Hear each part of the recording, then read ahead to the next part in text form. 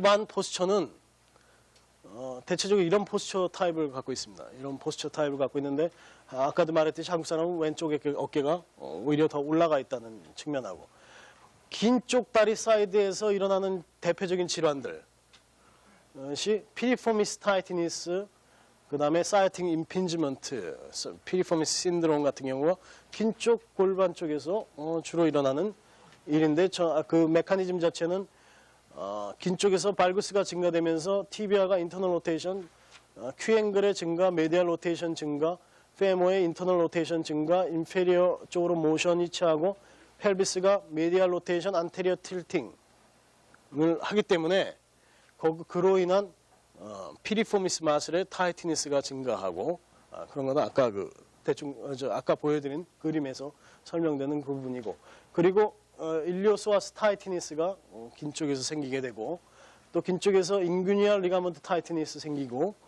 그 다음에 세크럴 앵글이 줄어들고 로도틱한 변화가 긴 쪽에서 다리가 긴 쪽에서 많이 생기고 그 다음에 포스테리어 인노미네이트 톨션이 긴 쪽에 생기고 그 다음에 메디알 니 쪽에 디제너레이션 메디알 쪽에 디제너레이션이 긴 쪽에서 많이 생기고 패스 플래누스가 긴 쪽에 있고 그 다음에 골반 쪽에서도 힙 쪽에 아스라이틱 체인지가 긴 쪽에서 많이 생긴다는 얘기죠. 짧은 쪽에서 생기는 것은 로우백 페인이 크로닉 로우백 페인인 경우에 레터럴라이제이션이 돼서 생기는 경우 짧은 쪽에 생기고 그 다음에 안테리어 이노미네이트 톨션을 해가지고 길이를 6mm까지도 랭스닝 하려는 노력이 일반적으로 보이고 그 다음에 텐서파 짧은 쪽에서 생기고 그 다음에 트로켄트릭 벌사이티스가 짧은 쪽에서 많이 생기고 그 다음에 레터럴 니 조인트의 디제너레이션 체인지가 짧은 쪽에서 많이 생기고 그 다음에 수피네이션 바른 수피네이션하고 패스캡스 타입이 짧은 쪽에 많이 있다. 일반적으로 그렇다는 얘기고 이것 자체가 데피닛하지는 않고 일정한 패턴을 가리키는 거지 뭐 롱고 사이드에 반드시 이것이 생기는 것은 아닙니다. 그래서 다만 긴 쪽에서 이런 질환들이 대체적으로 유발되고 있구나. 짧은 쪽에서 이런 거 있는데 주로 이제 사이티카도 왼쪽에서 많이 생기는 패턴을 볼 수 있습니다. 그래서 LLD 타입 2는 레프트가 긴 쪽인데 커브가 하나밖에 없는 경우죠. C 커브를 갖고 있는 경우인데 마찬가지로 왼쪽 어깨가 올라갔거나 혹은 그런 쪽으로 많이 나타납니다. 한국 사람한테는 갔거나 올라갔거나 그 다음에 룸바 커브가 없거나 룸바 로도시스가 증가돼 있거나 펠비스가 거의 똑같거나 혹은 왼쪽이 올라가 있거나 그런 식으로 양상을 보이는데 이런 클래시피케이션 자체가 그렇게 썩 뭐 중요한 것은 아닙니다만은 환자를 분류할 때 상당히 유익하기 때문에 이런 건 이제 임상을 통해서 더 자세히 하겠지만 그래서 타입 2를 보면 앞쪽에서 봤을 때 타입 2에서 왼쪽에 어깨가 올라가고 거의 골반 길이는 똑같은데 C 커브가 하나 있는 경우 그런 경우에 그 다리 길이 차이에서 유발되는 그런 문제들이 있습니다. 타입 3는 왼쪽이 긴 경우인데 마찬가지로 왼쪽이 긴 경우에 갖는 어떤 그 질환의 패턴이나 짧은 쪽에 갖는 질환의 패턴은 다 1, 2, 3가 다 같이 공유합니다. 1, 2, 3가 같이 공유하고 왼쪽이 긴 경우인데 스파이널 컴펜세이션이 전혀 없는 경우 있습니다. 다리 길이는 차이는 있는데 스파이널 컴펜세이션이 없고 다만 어깨하고 목이 짧은 쪽으로 좀 기울어져 있는 상태를 보이는 그런 환자들.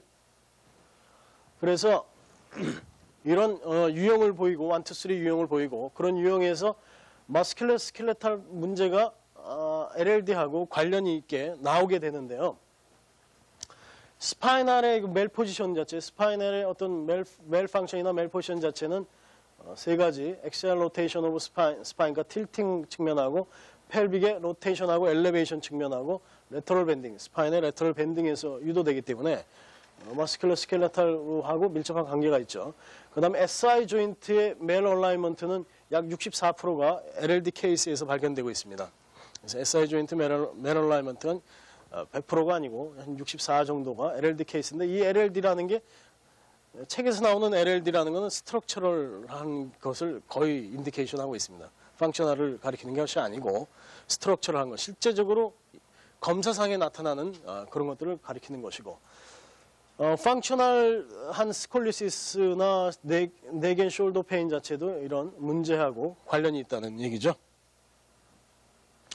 하지 쪽에서는 어떤 증상과 징후가 있는지, 다리 길이 차이를 가졌을 때 주로 파텔라 컴프레션 신드롬 혹은 파텔라 페모럴 신드롬 혹은 안테리어 니 페인 계통에 일어나는 모든 통증이 다리 길이 차이하고 관련이 있고, 게이 패턴, 보행 패턴의 변화, 펠빅의 기울기, 그다음에 아킬레스 텐던 파솔로지도 다리 길이 차이하고 관련이 있습니다. 그래서 다리가 긴 쪽에 아킬레스 텐도나이티스가 많이 생기는 걸 볼 수 있고, 플란타 파시아티스 트랙션 페인 마찬가지로 다리가 긴 쪽에서 많이 생기고, 메타타살지아, 할루스 발구스, 힙 조인트 아스트라이티스, 신스플린, 마스큘러 스트레인, 리가먼트 스트레인, 에이닥터 마슬, 햄스트링, 쿼드 마슬 스트레인 같은 경우도 다리 길이가 차이가 있는 사람들한테 발생하고, 그 차이가 기능적 차이든 구조적 차이든 상관없다는 얘기죠. 다만 임상적으로 섰을 때 스탠딩에서 어떤 양상을 보이느냐가 중요하지, 실제적으로 이 길이가 몇 센치가 차이 나느냐가 별로 중요하지 않다는 얘기.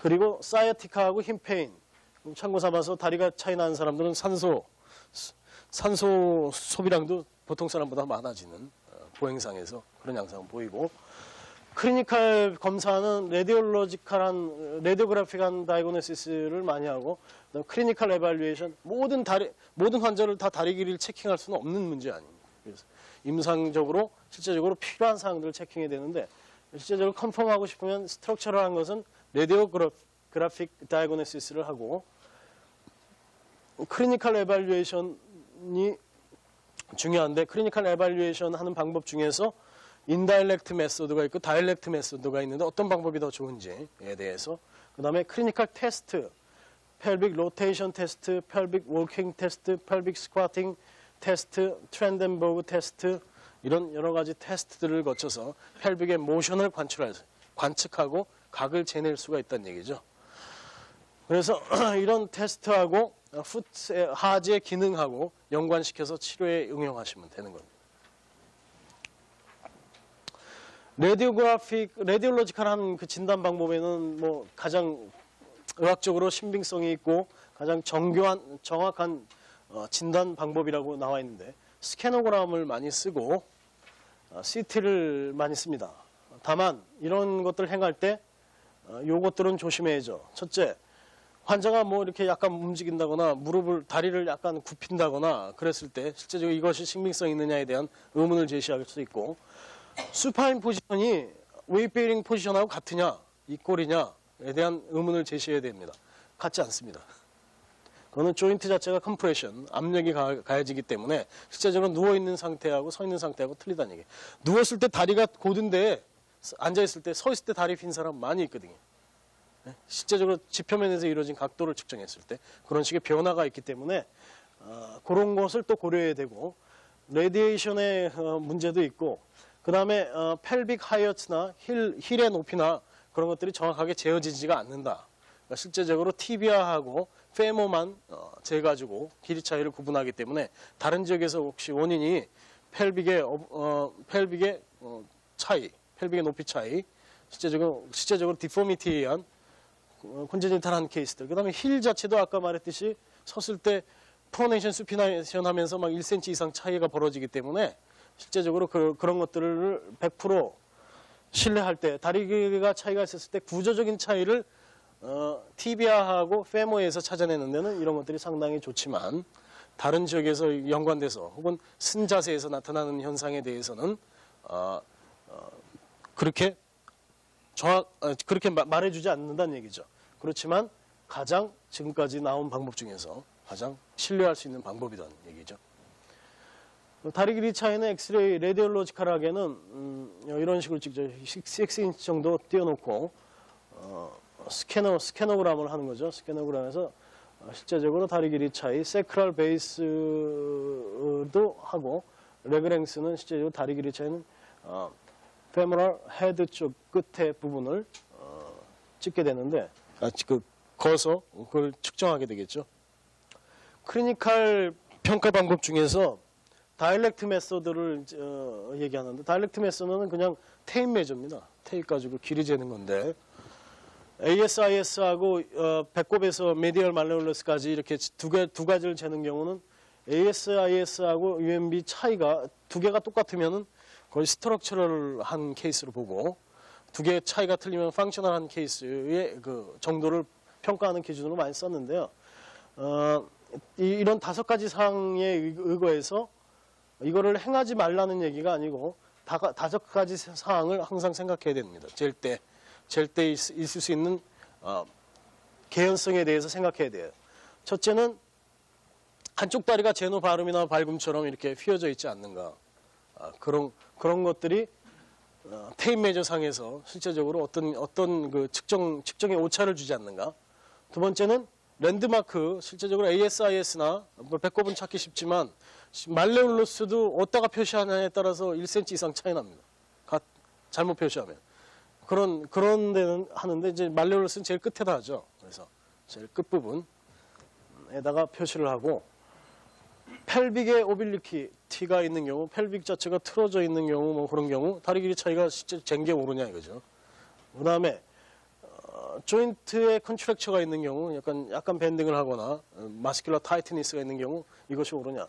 그 다음에 뭐 하다못해 이 넓적다리 굵기가 틀린데 실제로 쟁게 오르냐. 바지를 입어가지고 바지 주름선이 접혔는데 쟁게 오르냐. 이런 것들에 대해서 생각해 보셔야 돼요. 실제적으로 다 팬티만 입혀놓고 벗겨서 재야 되죠. 그렇지만 임상적으로 클루를 줄 수 있는 거는 아무것도 안 하고 그냥 판단할 수는 없으니까 실제적으로 이걸 해보는 것도 나쁘지 않습니다. 그런데 인다이렉트 메소드를 이제 많이 쓰게 되는데, 인다이렉트 메소드 중에서는 이때까지 블록을 많이 썼어요. 뭐 몇 인치, 뭐 하프 인치, 4분의 1인치, 뭐 6분의 1인치 이렇게 블록들을 써가지고 프론탈 플레인에, 오직 프론탈 플레인에 펠비스의 높이만 재려는 그런 노력들을 많이 했습니다. 근데 펠비스가 프론탈 플레인 모션만 하는 것이 아니고 트랜스버스 사지탈 플레인 모션을 다 하기 때문에 문제가 있죠. 블록 가지고 리프트 하는 거의 치료도 마찬가지입니다.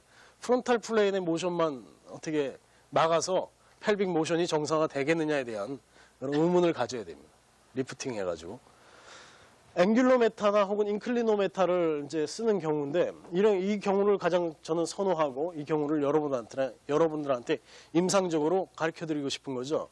그래서 앵귤로메타는 저기 보시는 것과 같이 앵귤로메타를 통해서 펠빅의 하이어스를 재는데, 이리아 크레스트에다가 주로 많이 올려놓고, 이리아 크레스트를 올려놓고 숄더는 숄더 레벨에다가 올려놓고 아나토미컬 포인트를 정해서 시메트릭하게 올려놓으면 되는 것입니다. 또한 몸의 중심을 찾는 것, 그런 것들을 할 때 수직으로 서서 쓰면 되고, 로테이션 컴포넌트를 아나토미컬 지점을 찾아서 거기다 측정을 해서 여러 가지를 기록할 수 있고 측정할 수 있는 간단한 기구인데, 상당히 유용한 기구입니다. 그리고 수치적으로 나타내고 높낮이 차이에 대해서 환자는 반드시 레스팅 캘케니아 스탠딩 포지션이나 혹은 코렉션된 위치, 실제적으로 치료를 행해서 코렉션된 위치를 다시 평가해서 재서 실제적으로 모션상이나 동작상이나 스탠스상에서 치료한 것이 옳았나 틀렸나까지 판단을 해줄 수 있는 간단한 기구입니다. 그 다음에 ASIS, PSIS, 그레이트 트렁켄터 같은 경우를 손으로 많이 펠페이션을 해야 되는데요. 펠페이션해서 틸팅 컴포넌트, 말하자면 ASIS와 PSIS의 높낮이를 비교했을 때 높낮이 차이가 X형으로 크로스하면 틸팅 컴포넌트가 어느 쪽에 있다는 거 판단이 가능하고, 그레이트 트렁켄터를 또 레벨을 재서 발에서부터 그레이트 트렁켄터까지 높이의 차이, 그 다음에 그 피블라 헤드 레벨에서 재서 높이의 차이, 그 다음에 말레올로스 레벨에서 저런 도구를 이용해서 재서 그 높이의 차이, 그런 식으로 분화돼서 다 측정해서 실제적으로 스탠딩 자세에서 어디가 차이가 나는지를 알 수 있죠. 그 다음에 펠빅 앤 숄더의 높이가 지표면에서 어느 정도 위치에 와 있는지에 대해서 또 측정할 수 있습니다. 그래서 이런 앵귤러 메타를 이용한 인다이렉트 메소드를 다리 길이 측정할 때 스탠다드화 시켜야 되는 것이 제 목표고요. 그런 식으로 해서 평가를 그런 식으로 해줬으면 어떤가 하고 제가 한번 말씀드리는 겁니다. 임상적인 테스트에서는 펠빅 로테이션 테스트가 있는데 펠빅 로테이션 테스트는 트랜스버스 플레인에서 펠비스의 모션을 관측하는 테스트입니다. 그래서 환자는 레스팅 캘케니얼 스탠딩 포지션에 쓰고, 레스팅 캘케니얼 스탠딩 포지션이 뭐냐? 노멀 앵그램 베이스 오브 게이트입니다. 그 사람이 제자리 걸음 시키면 두 발이 이루어지는 각도하고 말레올러스 사이가 벌어지는데 보통 여러분이 갖고 있는 손바닥 넓이 정도가 말레올러스에서 떨어지면 노멀 베이스 앤 스탠스고 약 2인치 정도 떨어지는 경우. 그 다음에 앵글 오브 게이트는 실제적으로 제자리 걸음 시키면 그 사람의 앵글 오브 게이트이 나오게 되는데 거기에다가 세워놓고 펠빅을 잡아서 펠페이팅해서 일리아 크레스트하고 PSIS를 이제 홀딩해서 로테이션을 시켜보는 겁니다. 그래서 로테이션을 시키게 되면은 말하자면 발이 수피네이션 하거나 프로네이션 하는 정도가 보이거든요. 그걸 바이섹션을 하게 되면 극명하게 보이게 될 겁니다. 그래서 실제적으로 어느 정도 로테이션이 됐을 때 이 발에서 수피네이션이나 프로네이션이 일어나는지 그런 것들을 비교하는 겁니다. 그래서 펠빅의 중심 위치가 모션상에 어느 쪽에 쏠려 있느냐 그것을 평가할 때 쓰게 되는데 바이섹션을 반드시 해야 됩니다. 그러니까 바이섹션을 해서 실제적으로 수피네이션 모션이 창출되거나 혹은 프로네이션 모션이 창출되는 점에서 메디얼하고 레터럴 로테이션 컴포넌트나 안테리어 틸팅이나 포스테리어 틸팅 컴포넌트를 하고 이런 테스트를 다시 TPS나 BFO를 넣은 상태에서 또 행해서 그런 모션상의 변화가 어떻게 유도되는지에 대해서 측정하면 되는 것이고 또 환자가 다시 팔로우업을 왔을 때도 이런 간단한 테스트, 신발을 신은 상태로 실제 모션상에서 어떤 일이 일어나는지에 대한 테스트를 하게 되겠습니다. 근데 이제 환자가 무릎을 굽히거나 힙 조인트에 힘을 주고 있거나 뭐 그런 식으로 완전히 릴렉세이션 시킨 상태에서 해죠. 그래서 스탠딩한 자세에서 펠빅 로테이션 테스트를 하는 방법은 마찬가지로 여기는 PSIS를 안 잡았는데 PSIS하고 일리아 크레스트를 잡고 돌리는 방법으로 메디알 쪽 왼쪽이 메디알 쪽 혹은 오른쪽이 레터럴 쪽 혹은 반대 모션을 측정해서 그 정도의 각하고 후세 움직임을 보는 것입니다. 두 번째는 펠빅 워킹 테스트가 있는데 펠빅 워킹 테스트는 반드시 그 앵귤러 메타를 이용해서 측정을 해야 될 부분인데요. 아까 그 로테이션 테스트도 마찬가지로 일리아 크레스트에다가 앵귤러 메타를 넣어서 실적으로 오른쪽 방향으로 로테이션을 시켰을 때하고 왼쪽으로 로테이션 시켰을 때 펠빅의 높낮이 차이를 비교해도 좋은 방법이고 그 다음에 이거는 환자가 반드시 레스팅 캘케니알에 있어야 되고 펠빅하고 로우 림브를 관측하는 것이거든요. 그래서 PSIS나 버턱을 펠페이션하고 그 다음에 스탠딩이나 워킹에서 하는 거죠. 그러면 스탠스에서 어떤 이 테스트를 여기서 할 수 있는지 이거는 개입별로 다 할 수 있습니다. 미드 스탠스 한쪽 발을 미드 스탠스에다 놓고 측정할 수도 있고 한쪽 발을 힐 컨택에다가 양쪽을 비교할 수도 있고 프로폴션에다 놓고도 펠빅의 높낮이를 비교할 수 있으며 그 다음에 워킹 자세를 해서 실제적으로 이게 디지털이 아니기 때문에 워킹 했을 때는 그 패턴을 보는 겁니다. 끝까지 가는 그 바늘이 끝까지 가는 그러니까 실제적으로 보행을 하면 모션상에서 바늘이 움직이는 쪽이 있습니다. 그래서 엘리베이션 된 쪽으로 바늘이 많이 움직이는 걸 볼 수 있는데 그런 테스트를 통해서 ROM상에서 실제적으로 기능할 때 걸을 때 어느 쪽에 모션이 증가하는지에 대한 그런 평가를 하게 되는데 그래서 환자는 릴렉스드한 포지션에서 워킹을 시키게 됩니다. 그래서 워킹을 해보세요. 워킹해서 실제적으로 모션상의 엘리베이션이 어느 쪽에서 일어나는지 스태틱에서 잰 거가 다이내믹에서 어떤 관계성이 있는지를 평가하고 실제적으로 쓴 자세에서 또 높낮이를 잴 수 있기 때문에 그런 것들을 비교하는 단위로 쓰고 치료 후에도 마찬가지로 그런 것들을 비교해서 실제적으로 똑바른 위치에 있는지 팔로우업 할 때도 계속 저걸 체킹해 줘야 됩니다. 통증 환자들. 그 다음에 펠빅 스쿼팅 테스트는 앵귤로메타를 갖고도 행하기도 하고 그 다음에 펠페이션을 갖고도 행하게 됩니다. 또한 아까 그 클리니컬 테스트 중에서 펠빅 워킹 테스트 중에서 로테이션 컴포넌트를 또 알 수 있는데 이거는 펠페이션에 의한 모션 펠페이션에 의한 타치에 의해서 그 펠빅의 모션을 직접 손으로 느끼는 것이죠. 그것을 느꼈을 때 지각 같은 걸 전부 다 제거해야 되고 실제적으로 보행상에서 펠빅이 어느 쪽으로 모션을 더 취하는지 트랜스버스 플레인에서 레터럴 쪽인지 오른쪽인지 왼쪽인지 그거를 실제적으로 버턱에다가 손을 대고 모션을 느끼면 됩니다. 그랬을 때 끊임없이 오른쪽이 계속 빠진다든지 실제적으로 위에서 볼 수 있습니다.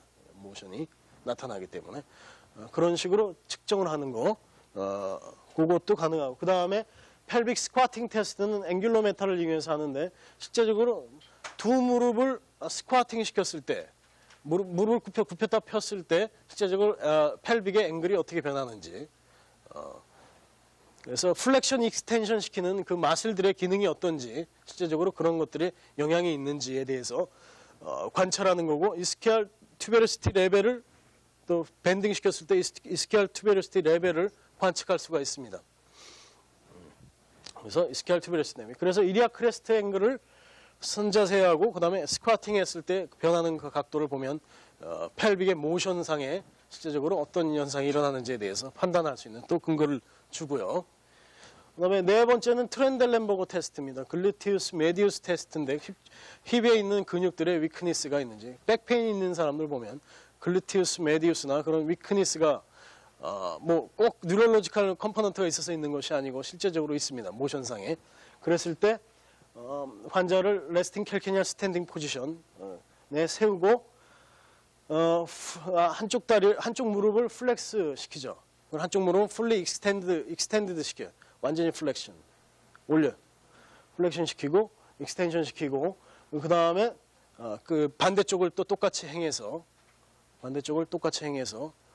그랬을 때 저 힐이 어느 부분에 있는 거 그러니까 주로 니 조인트 레벨에다가 맞춘다든지 항상 똑같이 시메트릭하게 행해서 실제적으로 펠빅의 모션이 힙 조인트와 니 조인트를 완전히 플렉션 시켰을 때 어떤 식으로 변하는지 양상을 관찰하는 것이고 인클리네이션 앵글이나 그런 것들을 기록하면 되는 것입니다.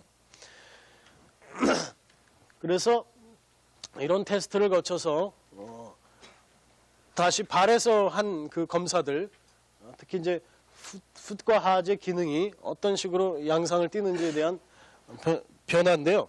실제적으로 왼쪽 다리가 긴 사람하고 같은 패턴을 가진 사람이 거의 80% 이상이기 때문에 환자의 패턴이 우리나라 사람의 대체적으로 왼쪽 골반이 올라가 있고 왼쪽 골반이 올라간 쪽이 메디얼 로테이션하고 안테리어 틸팅하고 오른쪽 엉덩이가 뒤로 빠져 있는 케이스가 거의 80% 정도 됩니다. 그래서 거의 그 비슷한 양상으로 통증을 호소하는 케이스들이 많은데 그런 걸 유의하시면 돼요. 그래서 그 양상이 대부분이다. 그러면 나중에 보면 치료 패턴이 딱 섣버립니다.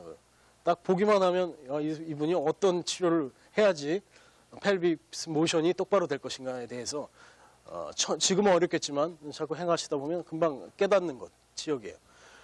그 다음에 아까도 말했듯이 프로네이션 자체가 쇼크 업서빙 하는 메커니즘이고 테라인 서페스를 받아들이는데 지금 문제는 프로네이션 자체가 심하게 됐을 때 그것이 미치는 골반에 미치는 영향 자체가 아까도 말했듯이 메디얼 로테이션하고 안테리어 틸팅을 시키기 때문에 프로네이션 자체가 그런 거를 유발하기 때문에 그 컴포넌트를 역으로 고치게 되면 반드시 그 모션상에서 중심 위치를 찾아가게 돼 있다. 펠빅이.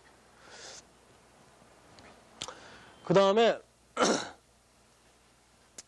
그 STJ 프로네이션은 필요하지만 익세시브한 케이스, 오버 프로네이션, 하이퍼 프로네이션 같은 경우는 오버 유스 인주리, 그 다음에 관절과 소프트 티슈의 하지에 많은 악영향을 끼치게 되고 질환을 많이 유발한다는 걸 말씀드렸고, 그 다음에 다리가 긴 쪽에 있는 발하고 다리가 긴 쪽에 있는 관절들이 아주 메카니컬 스트레스가 증대한다는 거 반복적으로 얘기해 두시고, 그 다음에 코오디네이션 같은 경우 말하자면 STJ 조인트가 프로네이션 하면서 니 조인트가 플렉션 되는 어떤 모션이 섞여 있었을 때 그런 것들이 TBI 인터널 로테이션이나 그런 걸 더 유발시키고 펠빅을 자체를 더 모션을 더 유발시킨다는, 그래서 꼭 발에서만 모션이 창출돼서 힙에서만 창출되는 게 아니라 니 조인트에서도 그걸 더 증가시킬 수 있는 요소가 있다는 얘기죠. 그래서 한쪽 다리가 만약에 길어가지고 그런 어떤 일정한 패턴을 보이게 되면서 그쪽을 니 조인트를 만약에 굽혔다면 펠빅의 모션이 더 증가한다는 얘기죠. 그 다음에 큐앵글 바뀌는 거 얘기했고, 서브탈라 조인트. 그 다음에 STJ가 어시메트릭한 경우, STJ 프로네이션 자체가 어시메트릭한 경우 반드시 3도 이상이었을 때, 말하자면 왼쪽 다리가 발구스가 -3이고 이쪽이 뭐 베루스가 0도부터 시작했어요. 이렇게 두 개의 그 레스팅 캘케니어스 뼈가 짚으면서 이루어진 각도가 두 개가 3도 이상의 격차를 보였을 때는 반드시 펠빅의 틸트나 로테이션을 유발한다는 게 리서치 결과입니다. 그래서 아주 사소한 차이죠. 3도. 육안으로 분석할 수 없습니다. 육안으로 알아낼 수가 없습니다. 아주 심한 케이스가 아니에요. 전부 각을 재봐야 됩니다. 레스팅 캘케니아를 전부 재서 그 차이가 몇 도인지 반드시 알아봐야 됩니다. 그 다음에 LLI하고 로테이션하고 페모하고는 마찬가지로 포지티브 코릴레이션십이 있다는 거 리서치 결과. Q앵글이라는 거는 ASIS에서 미드포인트 오브 파텔라하고 TBR 튜베클을 이루는 각도인데 보통 10도, 여자들은 15도 정도 보고, 어린아이들 상당히 심한데 이것도 일종의 웨이드 앤 시 메소드로 그냥 넘어가는 경우가 많은데, 실제적으로 그 나이에 맞는 수치들이 있습니다. 정상치가 있다는 얘기예요. 정상치에서 현격하게 멀어져 있는 경우는 치료해 줘야 된다는 게 제 생각입니다. LLI가 이제 러너들한테 러닝 인주리를 많이 일으키는데, 주로 이제 인트린직한 팩터로서는 바이오메카니컬 인스테빌리티입니다. 풋 펑션이 나쁘다든지 다리 길이가 차 있다든지 뭐 그런 경우, 그다음에 본 미네랄 문제, 피지올로지컬 컨디션이 그 체력 문제, 사이콜로지컬 한 문제들. 뭐 익스트린직 팩터는 트레이닝, 슈즈, 마일리지, 웜업, 서페이스, 스트레칭 같은 것들이 할 것이고, 3대우리가 이제 그 스포츠 인주리에서 이루어지게 되는데, 첫 번째는 몸무게의 3배 정도의 스트레스가 하지에 가해진다 이거죠. 하지가 메카니컬 스트레스가 실제로 몸무게의 3배 정도가 발에 가해지는 그런 현상이 있고, 첫 번째는 정상적인 걸음에 비교해서 또 3배 정도의 힘이 가해진다는 얘기고, 또 그럼으로 인해서 오버유스 인주리가 생기게 된다는 얘기죠. 그랬을 때 러너들한테 스포츠 인주리에서 LLD와는 무슨 관계가 있냐면, 일리오티비얼 밴드 신드롬을 갖고 있는 모든 그 사람들을 관찰했더니 LLD가 있더라. 이 LLD는 스트럭처럴입니다. 펑셔널한 걸 다 배제한 거니까, 실제적으로 의학적으로 스캐너그램을 하건 뭘 하건 컨펌한 케이스들을 가지고 스타디를 한 케이스들이죠. 그러니까 펑셔널을 배제한 케이스인데도 37% 정도가 일리오티비얼 밴드 신드롬을 갖고 있는 사람 LLD, 50% non-specific back pain, 스포츠 선수 전부 LLD 문제가 50% 정도 있고, TBR 스트레스 프랙처 같은 경우도 프랙처가 빠졌는데 13% 정도 이 연관성을 갖고 있습니다. 그 다음에 다리가 긴 쪽에서 달리기 하는 사람이 다리가 긴 쪽, 혹은 스포츠 선수의 다리가 긴 쪽에서 로딩이 증가하고 메카니컬 스트레스가 증가한다는 건 계속 얘기했고,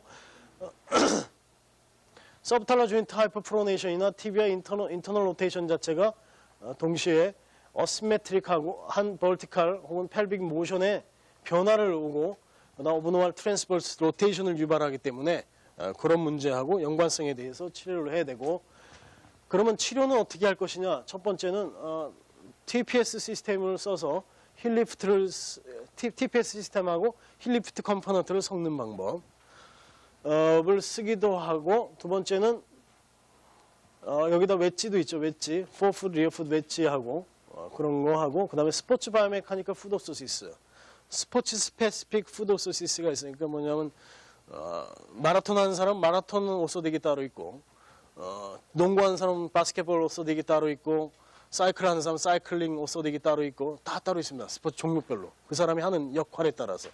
벌티컬 모션 많이 하면 충격 흡수 신경 써야 되고, 사이드 모션 많이 하는 스포츠면 사이드에 대한 블록을 풋의 중심 위치를 잡아줘야 되는 그런 거. 그다음에 러너들한테 쓰는, 달리기 선수들한테 쓰는 옷소득 틀립니다. 그램 무게에 대해서 이제 그다음부터 신경 쓰는데, 뭐 몇 그램만 증가해도 기록의 차이가 나기 때문에 그런 거 상당히 중요하고, 머슬 스트레칭, 스트렝스닝, 그런 문제가 메카니컬한 측면에서 고려해야 될 이런 치료고, 물론 다른 치료들, 스포츠 메디신 쪽에서 하는 다른 치료들, 혹은 통증 치료 쪽에서 하는 다른 치료들, 아까도 얘기 들었지만 인젝션, 메디케이션, 물리치료, 어떤 매뉴얼 테라피라든지 어떤 다양한 방법들은 전부 다 동원해서 멀티팩토리얼하게 어프로치하는 게 좀 더 나은 의학적 접근이 아닐까 생각됩니다. 그 다음에 치료의 목적이 뭐냐 이거예요. LLD를 왜 치료의 목적이냐 이거예요. 치료의 목적은 바이레터럴한 어시메트리를 제거하는 거, 교정하는 데 목적이 있습니다. 그러니까 펠비스를 똑바로 갖다 놓고 펠비스의 기능축, 니조인트 기능축, 풋의 기능축을 똑바로 갖다 놓는데 치료가 있습니다. 그 똑바로 갖다 놓는 것은 다이내믹 할 때를 기준으로 해서 생각해서 맞춰야 되고, 스태틱한 상태가 아니고 다이내믹을 기준으로 해서 실제로 기능할 때 일어나는 문제에 대한 현상 파악을 해서 일어나야 되고, 사인 앤 심톰을 치료하는데 치료의 목적이 있습니다. 사인 앤 심톰이 없는 다리 길이 차이 환자들, 심한 평발인데 굳이 치료의 필요성을 못 느끼는 환자들, 혹은 그런 환자들을 뭐 다 불러다가 다 치료할 수는 없습니다. 전국에 있는 사람 다 불러다 치료할 수 없기 때문에 반드시 사인 앤 심톰이 있는데, 그 사인 앤 심톰이 두 발의 기능에 의해서 컴펜세이토리 메커니즘, 보상작용에 의해서 펠빅에 영향을 끼친 경우 치료를 하는 경우가 되겠고, 그 다음에 다리 길이 차이하고 다리 길이 차이가 유발하는 어떤 스트럭처럴한 문제, 디제너레이티브한 문제, 스파이널 문제, 포스처럴 문제, 그런 것들의 커넥션을 제거하는 거죠. 제거하는데 목적이 있고, 그 다음에 치료 안 한 다리 길이 차이들은 콥스 앵글이 증가하고 스트럭처럴 스콜리시스, 어린아이들 경우 스트럭처럴 스콜리시스로 들어가고, 맨 처음에는 펑셔널로 들어갔다가 스트럭처럴로 변화되겠죠. 그래서 빨리 다리 길이 차이, 어린아이들 스콜리시스인 진행 초기에 빨리 펠빅의 모션 관측을 해서 펠빅의 모션의 중심축을 잡아주고, 룸바하고 세크룸하고 혹은 SI 조인트나 그런 것들이 기능축이 똑바르게끔 기능하도록 다이내믹 상태에서 신경을 써줘야 됩니다. 스태틱이 아니고 다이내믹 상태에서 신경을 써줘서 했을 경우 스콜리오틱한 체인지가 줄어듭니다. 이거 엑스레이 찍어보시면 알아요. 그 다음에 코렉션의 가이드라인. 다리 길이 차이는 뭐부터 고쳐야 되냐? 길이를 고치는 것이 아닙니다. 길이를 고치는 것은 나중에 해도 돼요. 뭘 해야 되냐? 로테이션 컴포넌트를 치료해야 됩니다. 로테이션. 틸팅 로테이션 컴포넌트가 첫 번째로 코렉션 돼야 될 얘기입니다. 그래서 푸드옵소시스에서의 웨지 개념이 중요한 거예요. 웨지를 줘서 만약에 발의 내측에다가 웨지를 주면 레터럴 로테이션을 유발하거든요. 펠비의 레터럴 로테이션을 유발하고, 바깥쪽에다 주면 메디얼 로테이션을 유발하니까 그런 로테이션 컴포넌트에 대해서 먼저 신경 쓰면 펑셔널한 측면에 대한 치료가 진행되는 것입니다. 나머지 그렇게 하고 나면 다리 길이 차이가 실제적으로 많이 없어져요. 다시 펠빅을 재보면. 그리고 나서 엘리베이션 컴포넌트를 그때 신경 써도 늦지 않습니다. 엘리베이션 컴포넌트는 맨 나중에 신경 쓰게 되고, 어차피 엘리베이션 컴포넌트는 줄였다 늘렸다 계속 변화가 있게 됩니다. 변화가 있게 되고, 그래서 첫 번째 트랜스버스 플레인 코렉션을 첫 번째 한다. 가이드라인에서. 두 번째 프론탈 플레인을 그 다음에 신경 쓴다. 그게 아주 중요한 개념이고, TPS라는 것은 트리플 포드 시스템인데, TPS 자체는 워낙 풋 자체가 베리에이션이 많아요. 하이아치부터 시작해서 평발까지. 근데 한 개의 유형으로 그거를 다 어떻게 맞히겠다는 얘기인지 잘 모르겠지만, 그 커머셜한 것들의 그 단점이 그거죠. 이 베리에이션이 이렇게 많은데 하나 갖다 놓고 하나 유형에다가 이걸 다 때려 맞추라는 얘기죠. 뭐 어떻게 되건 그런 것의 개념이 아니고, 실제적으로 유형을 분화시켜야 됩니다. 그러니까 말하자면 정상발 유형에 있는 사람들, 말하자면 레스팅 캘케니얼 포지션이 마이너스 5도에서 플러스 5도 사이에 있는 그런 사람들은 정상발 유형으로 보고, 마이너스 5도보다 많은 거, 발구스가 증가되는 건 하이퍼프로네이션 유형으로 보고, 플러스 5도보다 이렇게 발이 바깥쪽으로 더 넘어가는 경우 수피네이션을 많이 하는 풋으로 봐서 그런 유형별의 스탠다드를 선정하고, 그 스탠다드를 오소딕화해서 실제적으로 바이오메카니컬 검사 막 하고 캐스팅하고 막 그런 2시간씩 허비하면서 그렇게 할 필요가 없다는 얘기죠. 어차피 코렉션이 아닌 바에, 코렉션, 그러니까 소아들의 치료가 아닌 바에 딱 벨로시티를 치료하는 것이기 때문에, 벨로시티, 모션의 동작을 치료하는 것이기 때문에, 실제적으로 그런 것들은 물론 뭐 더 정확하게 나중에 더 그런 부분에 더 관심을 가지고 공부할 수 있는 부분이니까, 그런 거는 그런 것보다는 실제적으로 임상적으로 활용하고 이런 푸드소스 개념을 치료에 적용했을 때 할 수 있는 타입으로서 TPS가 있습니다. 그래서 이거는 프론탈 플레인 컨트롤 엘리베이션 해가지고 하는 그 힐리프트 타입에다가 웨지라는 변수가 있거든요. 웨지를 이용해서 펠비스 컨트롤을 할 수 있죠. 메디얼 레터럴 컨트롤, 안테리어 포스테리어 틸팅을 컨트롤할 수 있고, TPS는 그래서 HPS 타입으로 나누게 되는데, H는 하이퍼프로네이션용, 프로네이션 마냥, 발구스가 마이너스 5도 이상이면서도 펠빅이 틀어진 사람들한테 쓰는 거고, P 타입, 프로네이션 타입, 정상발입니다. 그냥 프로네이션 조금 하는 그런 타입들은 정상발, 마이너스 5도 발구스에서 플러스 5도 베루스까지 쓰는 그런 것이 되겠고, 그 다음에 TPS의 S타입이 있는데, S타입은 이미 수피네이션이 많이 진행된 발, 그래서 5도 이상의 베루스를 보였을 때, 혹은 5도를 보였을 때 이미 후드오소시스 자체가 발구스 포스팅, 바깥쪽에서 포스팅이 들어가 있고 캘케니얼 큐보이드 아치가 받쳐져 있고 그런 양태를 가지고 있기 때문에, 거기에서 기준으로 해서 웨지를 또 첨가하거나 그럼으로 인해서 그런 것들을 조정해 나갈 수 있는 그런 다양한 베리에이션을 주는 거죠. 풋의 가장 아치가 높은 발부터 가장 낮은 발까지 치료할 수 있는 그런 시스템을 주는 것입니다. 그래서 이런 시스템은 한국하고 미국에 뭐 이미 벌써 특허가 다 나왔고요. 그다음에 일본, 중국 그런 데도 다 특허가 다 들어가 있습니다. 그래서 이 치료 시스템이 그래서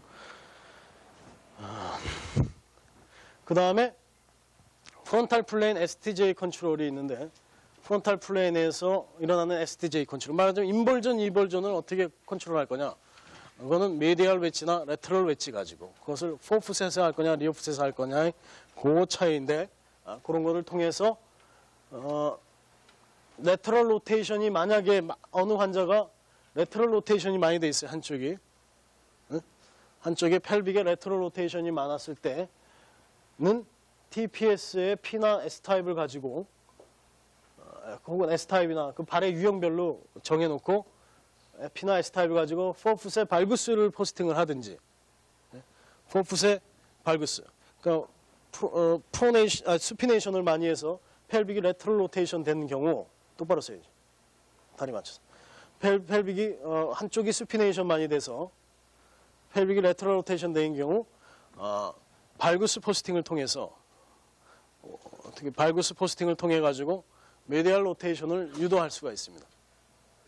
그래서 그 다음에 그 메디얼 로테이션이 많이 되어 있는 경우, 메디얼 로테이션이 많은 경우, 말하자면 왼쪽을 이제 메디얼 로테이션이 많다 그랬을 때 베르스 TPS를 선정한 다음에 베르스 포스팅하면 됩니다. 베르스 포스팅해서 레터럴 로테이션을 유도시켜줘서 레터럴 로테이션하고 포스테리어 틸팅하고 커플드 모션, 메디얼 로테이션하고 안테리어 틸팅하고 커플드 모션, 디프레션하고 메디얼 로테이션하고 커플드 모션, 엘리베이션하고 포스테리어 로테이션하고 커플드 모션. 이렇게 모션상의 커플드 모션을 동시에 치료할 수가 있는 것입니다. 그 다음에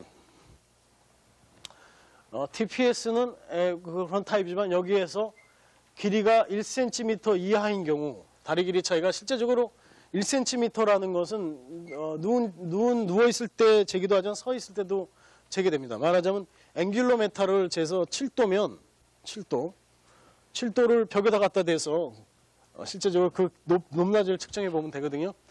그러면 약 7도 정도면 한 2cm 이상 나옵니다.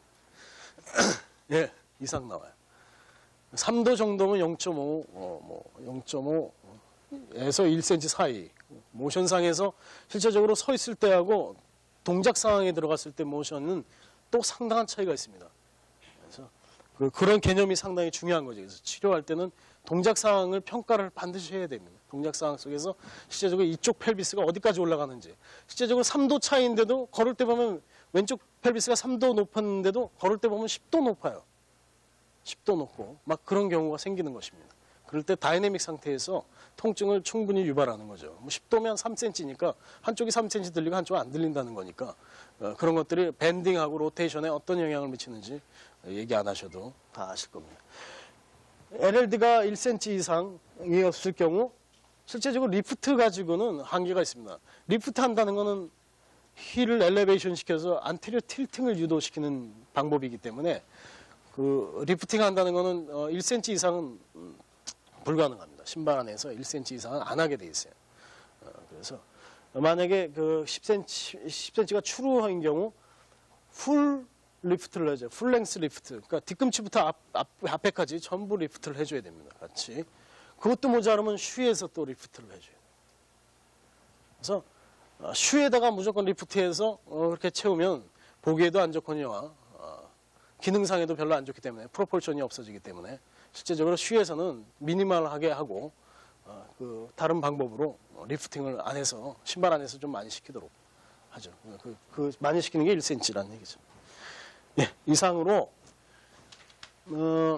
LLI 바이오메카닉하고 지금부터는 그 클리니컬 케이스로 들어가서 뭐 허리 문제가 있거나 LLD가 있다고 생각하시는 분들을 나오시면 됩니다. 한 4명 내지 5명 정도만 임상하겠습니다.